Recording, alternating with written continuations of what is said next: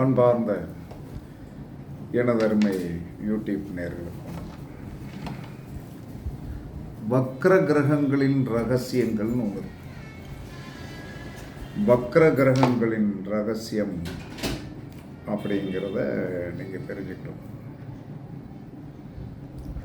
இந்த வக்ர கிரகங்கள் என்ன செய்யும் அப்படின்னா, வக்ர கிரகங்கள் எல்லாருமே என்ன சொன்னாலும் சனி வக்கரம், குரு வக்கரம், சுக்கிரன் வக்கரம், புதன் வக்கரம், செவ்வாய். அப்போ சூரியன் நின்ற இடத்திலிருந்து 5, 6, 7, 8, 9 இந்த இடங்களில் கிரகம் இருந்தால், சூரியன் நின்ற இடத்திலிருந்து 5, 5, 6, 7, 8, 9, 10 இந்த இடங்களில் கிரகங்கள் இருந்தால், இந்த இடங்களில் கிரகங்கள் இருந்தால் அது வக்கரம்தான். இப்போ இந்த வக்கரமான கிரகங்கள் என்ன சொல்கிறாங்கன்னா, எல்லா மனிதனுமே சனி வக்கரமாக இருந்தால் தொழிலில் கஷ்டப்பட்டுருவான். புதன் எப்பயுமே சூரியனுடைய பக்கத்தில் தான், அடுத்து இங்கிட்டு 2 பக்கத்துக்குள்ளே தான் இருப்பார். இருந்தாலும் இந்த புதனுக்கு மட்டும் கொஞ்சம் விதிவிலக்கு உண்டு. ஏன்னா அவர் செல்லப்பிள்ளை மாதிரி அப்படிங்கும்போது என்ன சொல்ல, சூரியனும் புதனும் ஒரு ஜாதத்தில் கண்டிப்பாக சேர்ந்திருந்தால் என்ன சொல்கிறான்னா, கண்டிப்பாக அவன் படிப்பில் நல்லா சூப்பராக இருப்பான்.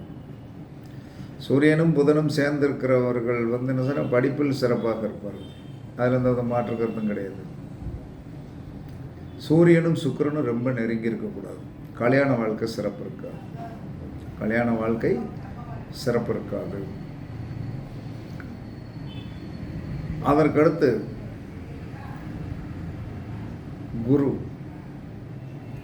குரு வக்ரம். அப்போ சூரியனுக்கு 5 குரு இருந்தால், 9 குரு இருந்தால் வக்ரம்தான். 8 இருந்தால் ரொம்ப கொடுமையாக இருக்கும். அப்போ என்ன சொல்லலாம்னா, இந்த வக்ர கிரகங்கள் நன்மை செய்யுமா தீமை செய்யுமா அப்படிங்கிறது தான் எல்லாருடைய கேள்வி. எல்லாருக்குமே ஒரு பயம். என்ன சொன்னால், வக்ர கிரகங்களால் நாம் பாதிக்கப்பட்டு இருக்கிறோம் அப்படிங்கிறத, அது இளமையில் உங்களுக்கு என்ன சொல்லலாம்னா கண்டிப்பாக கஷ்டத்தை கொடுக்கத்தான் செய்யும். எந்த கிரகம் சூரியனிலிருந்து 5, 6, 7, 8, 9 இருந்தால் அந்த கிரகங்கள் உங்களுக்கு என்ன சொல்லணும், பாலியத்தில் கண்டிப்பாக உங்களுக்கு என்ன சொல்லணும்னா கஷ்டத்தை கண்டிப்பாக கொடுத்துரும். அதற்கு பிறகு 35 வயதிற்கு பிறகு இந்த கிரகங்கள் அவர்கள் 35 வயதுக்குள் கொடுக்க முடியாமல் நம்மளை தவிக்க விட்டு, நம்மளை நிம்மதி இல்லாமல் ஆக்கி பெரிய போராட்டத்தை உண்டு பண்ணியிருப்பாங்க. அதற்கெல்லாம் நமக்கு ஒரு ரிலாக்ஸேஷன் எப்போ கிடைக்கும் அப்படின்னா, கண்டிப்பாக 35 வயதுக்கு மேல் இந்த வக்ர கிரகங்கள் திசை நடந்தாலும் நடக்காவிட்டாலும் என்ன சார், திசை நடந்தால் தான் பலன் அனுபவிக்க முடியும் அப்படி கிடையாது. ஜோதிட சாஸ்திரத்தில் ஒரு முக்கியமான ரகசியம் உண்டு. முக்கியமான ரகசியம் அப்படின்னு சொல்லி வரும்போது என்ன சொல்லலாம்னா, இந்த சனி என்று சொல்லக்கூடிய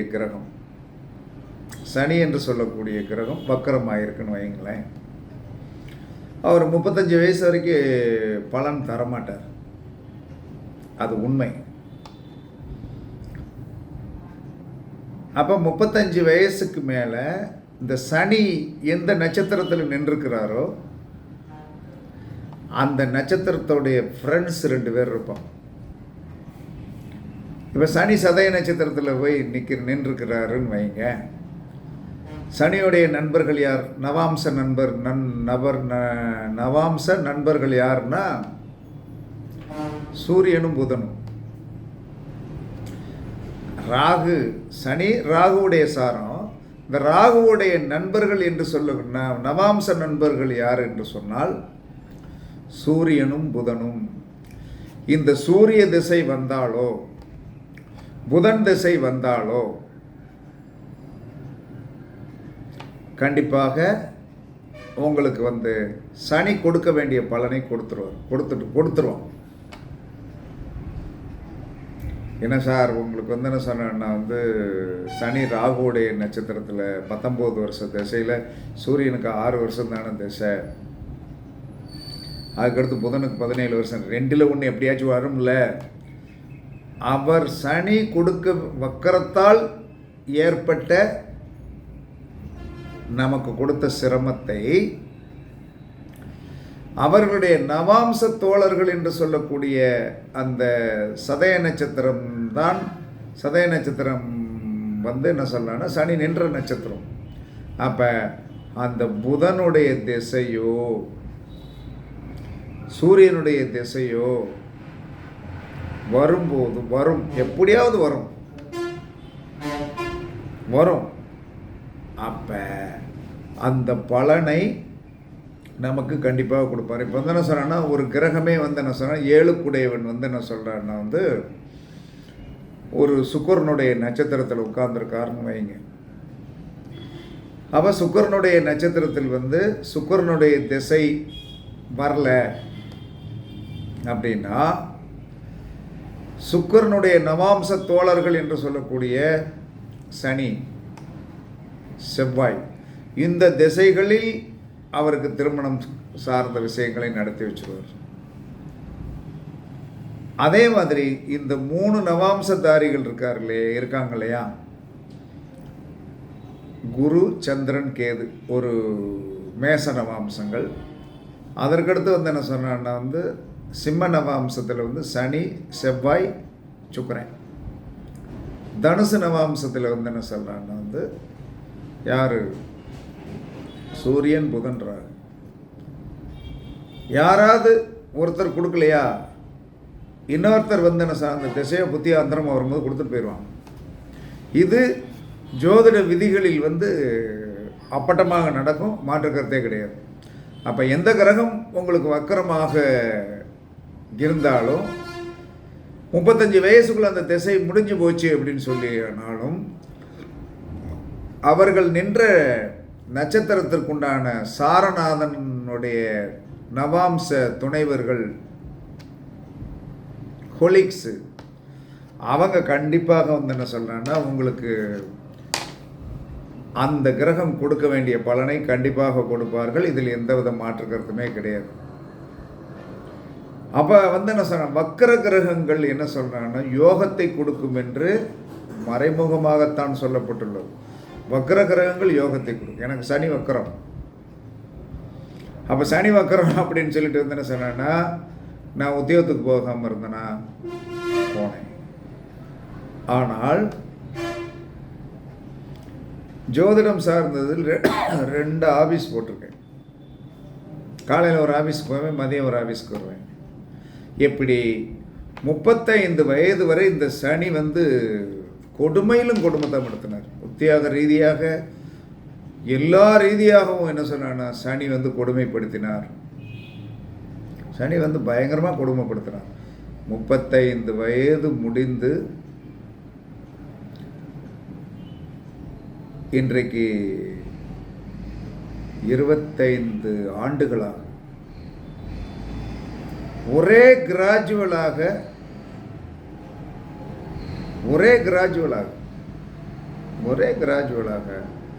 ஒரு ஏற்றத்தை இந்த வக்கர கிரகம் என்று சொல்லக்கூடிய சனி என்ன சொல்றான்னா ஒரு யோகத்தை கொடுத்தது. அது இல்லைன்னு சொல்ல முடியாது. 70 வயசு வரைக்கும் இந்த ஆதிபத்தியம் தொடர்ச்சியாக உண்டு. 35 வயசு வரைக்கும் கஷ்டப்பட்டவன் 70 வயசில் வரைக்கும் வந்து நான் சொல்கிறேன் ஜாமுன்னு இருப்பான். அதுக்குள்ளே நம்ம செய்ய வேண்டிய அனைத்து விஷயங்களும் செஞ்சுட்டு 70க்கு மேல் ஃப்ரீனஸ் ஆயிரும். ஒரு 10 ஆண்டுகள் ஃப்ரீனஸ் ஆகி ரிலாக்ஸ் மைண்ட் இருக்கணும். அப்போ வக்ர கிரகங்கள் என்னைக்கும் உங்களை வந்து கைவிடாது.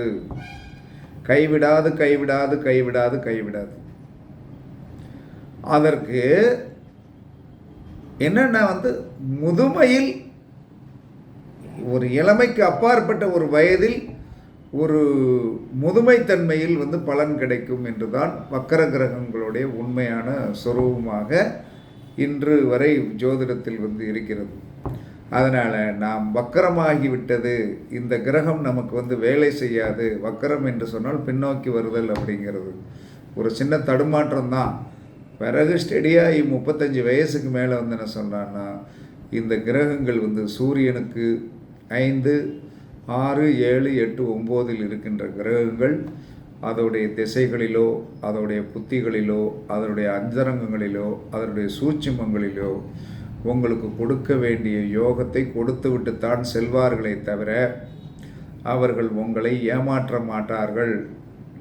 நீங்கள் தைரியமாக இருக்கலாம், கெட்டிக்காரத்தனமாக இருக்கலாம், அது வரைக்கும் நீங்கள் பொறுமை காத்து தாகணும். ஒன்றும் பண்ணவே முடியாது. நீங்கள் பொறுமை காத்து தாகணும், ஒன்றும் பண்ண முடியாது. இந்த குருவெல்லாம் வந்து என்ன சொன்னா வக்கரமாகி இருப்பார். குழந்தைகள் வந்து கொஞ்சம் நம்ம பேச்சை கேட்க மாட்டாங்க, எல்லாம் செய்ய மாட்டாங்க. அதெல்லாம் உண்மைதான். குழந்தைகளால் ஒரு பெரிய போராட்டமும் நம்மளே எதிர்த்துருவாங்க. ஆனால் அந்த ஏஜ் நமக்கு பாரான பிறகு அந்த குழந்தைகளால் நமக்கு ஒரு பெரிய பேர் உண்டு, நல்ல பேர் எடுத்து கொடுத்துருவாங்க. செவ்வாய் வக்கரமாக இருக்கிறதா, ஒரு 35 வயசு 40 வயசு வரைக்கும் என்ன சொல்கிறேன்னா வந்து களத்திரம் சார்ந்த விஷயத்திலும், அதற்கடுத்து செவ்வாய்க்கு இன்னொரு ஆதிபத்தியம் உண்டு, தொழில்.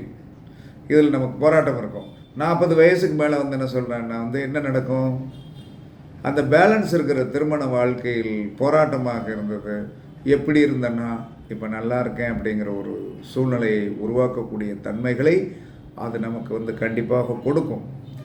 அதுவரை நாம் வந்து காத்திருக்க வேண்டும், காத்திருக்கணும், கண்டிப்பாக கொடுத்துரும். இதே சுக்கிரன் ஒரு ஜாதகத்தில் வந்து என்ன சொல்கிறான்னா வந்து பாதிக்கப்பட்டிருக்கிறது அப்படின்னு சொல்லி வரும்போது என்ன சொன்னான்னா வந்து கண்டிப்பாக, ஏன்னா அந்த முக்கூட்டு கிரகங்கள் அப்படின்னு சொல்லி வரும்போது சூரியன், புதன், சுக்கிரன் எப்பயுமே அடுத்தடுத்த கட்டத்துக்குள்ளே தான் எங்கன்னு தள்ளி கிடப்பாங்க. வேறு ரொம்ப டிஸ்டன்ஸுக்கு போக மாட்டாங்க. ஒரு சூரியனுக்கு 3ஆம் இடத்துல போய் சுக்கிரன் உட்காந்துருக்கும், சூரியனுக்கு 3ஆம் இடத்துல போய் உட்காந்துருக்கும், இல்லைன்னா 2ஆம் இடத்துல போய் உட்காந்துருக்கும். மிஞ்சி போனால் வந்து என்ன சொல்கிறான்னா வந்து சூரியனோட உட்காந்துருக்கும். அதற்கடுத்து என்ன சொல்கிறான்னா வந்து 4ஆவது இடத்திற்கு போகிறதுக்குண்டான சந்தர்ப்பங்கள் வந்து இருக்காது. ஆனால் ரொம்ப நெருக்கமாக இருக்கும்போது தான் மெல்ட் ஆகி நம்முடைய திருமண வாழ்க்கையையும் பொருளாதாரத்தையும் பெண்கள் சார்ந்த விஷயத்திலேயும் நமக்கு வந்து கஷ்டங்களும் பிரச்சனைகளும் கண்டிப்பாக இருக்கும். ஆனால் அதுவும் நம்மளுடைய 35 வயதுக்கு மேல் நன்மை செய்ய ஆரம்பித்து விடும். அதனால் எந்த ஒரு வக்ர கிரகமும் போராட்டத்தை கொடுக்கும், பிரச்சனையை கொடுக்கும். ஆனால் பின்னாடி அந்த வக்ர கிரகத்துடைய திசை வராவிட்டாலும் அந்த வக்ர கிரகங்கள் உட்கார்ந்திருக்கிற நட்சத்திரத்தோடைய கொலீக்ஸ் என்று சொல்லக்கூடிய நவாம்ச துணைவர்கள், நவாம்சத்துடைய கொலீக்ஸ் இருக்காங்க இல்லையா. இப்போ குரு என்று சொன்னால், இப்போ குருவுடைய நட்சத்திரத்தில் ஒரு கிரகம் நிற்குது, அது வக்கரமாக இருக்குது. அப்போ குருவுடைய இதில் வந்து சந்திரனுடைய நட்சத்திரங்கள், சந்திரன், கேது இவங்கெல்லாம் நன்மையை செஞ்சிருவாங்க.